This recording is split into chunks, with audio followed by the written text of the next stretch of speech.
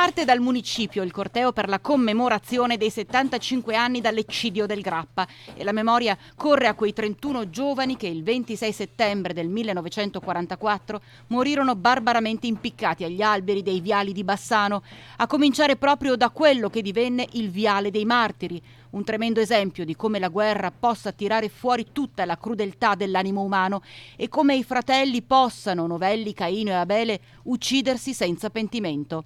Le vittime erano giovani, alcuni appena sedicenni.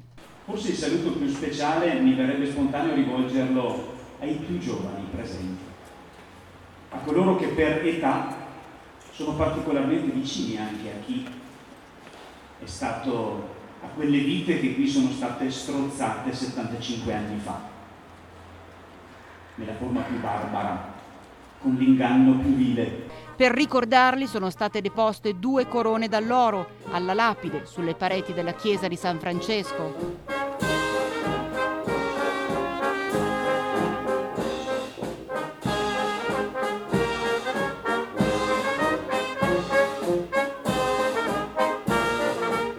Per proseguire, guidati dalla Filarmonica Bassanese, al Viale dei Martiri.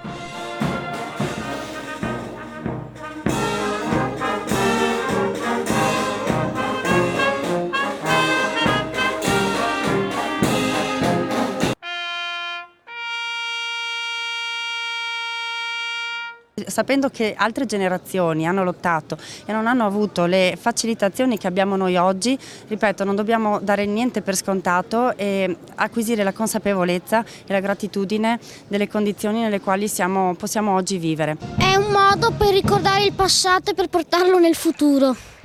Io penso che questa giornata ricordi appunto i martiri che si sono sacrificati per noi e per la libertà che ci hanno dato. Una lezione di storia, una lezione di educazione civica, visto che si torna a parlare di educazione civica per questi ragazzi?